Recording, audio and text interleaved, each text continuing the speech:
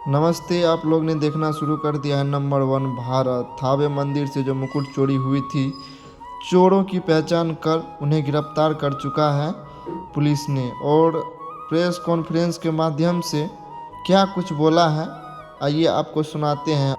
मज़ेदार की बात तो यह है, चोर ने इंटरनेट पे वीडियो देख के थावे मंदिर की मुकुट चोरी की थी। देखिए और आप लोग को प्रेस कॉन्फ्रेंस सुनाते हैं। दिनांक 17 और 18 की रात में दो चोरों के द्वारा थावे भवानी के मंदिर में मुकुट, हार और कुछ और अन्य आभूषणों की चोरी की गई थी। इसमें क्योंकि प्रशासन और पुलिस के स्तर से चूक हुई थी, तो हम लोगों ने इसमें जो टीओपी प्रभारी हैं और वहाँ के जो अन्य कर्मी हैं, पुलिसकर्मी, उन पर सब पे कार्रवाई की थी। और क्योंकि चूक भयंकर थी, तो इसमें हम लोगों के स्तर से भी इसकी जो लापरवाही है उसकी हम लोग जवाबदेही लेते हैं, जिम्मेदारी हम लोग लेते हैं एज ए पुलिस अधीक्षक। हम लोगों ने इसमें, क्योंकि घटना काफ़ी संवेदनशील थी, तो हम लोगों ने कई सारी एसआईटी बनाई गई थी और लगभग 12 के आसपास टीम्स अलग अलग बिंदुओं पे काम कर रही थी। कुछ स्थानीय लोगों पे, कुछ दूसरे जिलों के, दूसरे राज्यों के क्रिमिनल्स पे भी काम किया जा रहा था। उसी क्रम में हम लोगों ने एक व्यक्ति पे फोकस किया जिसका नाम दीपक राय है। ये इसके फादर का नाम देवानंद राय है। ये जमनिया थाना गाजीपुर का रहने वाला है और इसकी हम लोगों ने कल एटवा पुल से गिरफ्तारी की है और इसने अपने अपराध को स्वीकार किया है। इसके द्वारा पूर्व में भी कई सारे ऐसे मंदिर चोरी में अपराध किए गए हैं। इसी साल मार्च 2025 में इसके द्वारा महू जिले के कोतवाली थाने में शीतला माता मंदिर में चोरी की घटना कारित की थी, जिसमें जेल गया था और 13 नवंबर को जेल से छूटा है। जेल से छूटने के बाद में फिर इसने थावे मंदिर और पुणे के एक बड़े मंदिर की रेकी करना स्टार्ट किया। वहाँ के सोने मुकुट के बारे में इसने गूगल पे और यूट्यूब पे अच्छे से सर्च किया और 10 और 11 की रात में थावे मंदिर में आकर प्रॉपर रेकी की और जिस तरह से घटना कारित की गई है उसी तरह से इसके द्वारा रेकी किया गया।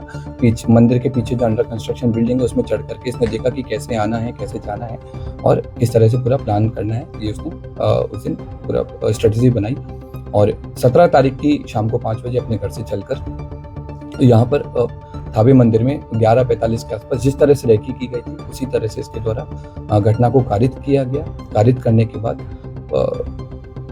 गांव के रास्ते से होकर, पैठान पट्टी होकर के इसके द्वारा वापस अपने घर पे गया और अपने आभूषण को, जो अपना दूसरा साथी है, उसको इसने हैंड ओवर कर दिया ताकि पुलिस अगर इसको पकड़े तो आभूषण नहीं मिले। कितने लोगों ने मिलकर चोरी की? अभी तक की जो हमारा अनुसंधान हुआ है और इससे पूछताछ में अभी तक हम लोग 2 लोगों पे काम किए हैं और 2 लोगों की संलिप्तता पूर्णतः पाई गई है। इसमें दोनों लोग आइडेंटिफाई हो गए हैं। एक व्यक्ति दीपक राय की गिरफ्तारी हुई है। उसके पास से हमको घटना में, जो उस दिन घटना हुई थी, उस वाला कटर हमने बरामद किया है। जो कपड़े पहने हुए थे वो बरामद किए हैं। फोन बरामद किया है जिसमें उसके द्वारा थावे मंदिर के बारे में सर्च किया गया है और घटना कारित होने के बाद में भी उसने सोने की डिटेल, PI 916 के बारे में पूरा उसने पढ़ा है। और इसके बाद में हम लोगों ने उसके जो रेकी के टाइम पे जो जूते पहने थे वो जूते हम लोगों ने बरामद किए हैं। रेकी के टाइम में जो बैग यूज़ किया था वो बरामद किया है। जिस बाइक से वो लोग घटना करने आए थे वो बाइक भी हम लोगों ने आइडेंटिफाई कर लिया। जल्दी भी हम लोग उस बाइक को भी बरामद करेंगे। तो 30 लोग सर उठाए गए थे, उसमें से कोई एक तो नहीं हो? जो हम लोगों ने पहले जिन लोगों को डिटेन किया था पूछताछ के लिए, उन सब लोगों को, क्योंकि उन लोगों की संलिप्तता नहीं पाई गई थी, उन सब लोगों को हम लोगों की तरफ छोड़ दिया गया है। हम लोगों ने इन सारी चीज़ों पर भी जांच किया था कि क्या कोई स्थानीय लोग या मंदिर प्रशासन की भूमिका रही हो, तो उस तरह की भूमिका भी हम लोगों के सामने नहीं आई है। अब हम लोग की अगली कोशिश माता के जो हार है, जो मुकुट है, उसकी बरामदगी है और दूसरे व्यक्ति की गिरफ्तारी वो भी हम लोग जल्दी करेंगे। सर, जिस तरह से ये चोरी की घटना को अंजाम दिया था, क्या ये पेशेवर था, क्या किसी मूवी से प्रेरित था, या फिर इसे कैसे पता चल पाई कि मंदिर में यहाँ हार है? ये पेशेवर क्रिमिनल है और इसका हम लोगों ने जब हिस्ट्री देखा है, इसका जब हमने जिस तरह के गूगल सर्च से किया है तो उससे स्पष्ट हुआ है कि इसके द्वारा लगातार इसने जेल से छूटने के बाद भी, इवन जेल में रहने के दौरान भी इसने कई सारे मंदिर के बारे में डिटेल प्राप्त की है। जेल से छूटने के बाद में कई सारे बड़े बड़े मंदिर के सोने के मुकुट के बारे में इसने सर्च किया है और क्योंकि थावे मंदिर इसके घर से काफी पास था तो इसलिए इसने इस घटना को कारित किया है।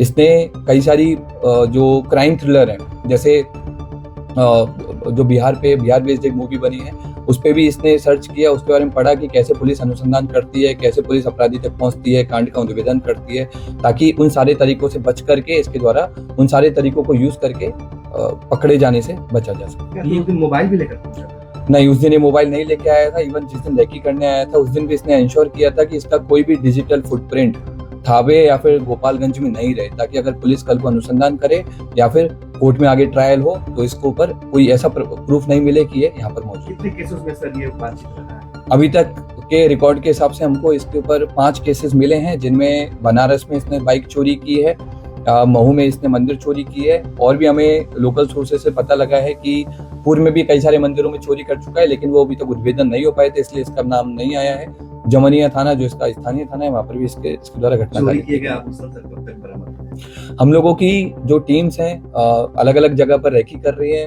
आभूषण को लेकर के, और अनुमंडल पुलिस पदाधिकारी सदर के नेतृत्व में टीम और कई सारे इंस्पेक्टर्स के साथ मिलकर के टीम कैंप की हुई है जिले के बाहर, और हम लोग की पूरी कोशिश है कि जितना जल्दी हो सके हम लोग आभूषण की बरामदगी करें। क्या ये कोई संगठित गिरोह काम करता है या फिर ऐसे ही अपने से? ये खुद अपने आप में एक संगठित गिरोह चलाता है, अलग अलग घटना के लिए अलग अलग लोगों को कन्विंस करता है जिनको पैसे की जरूरत रहती है, और घटना को कारित करवाता है। Thank you.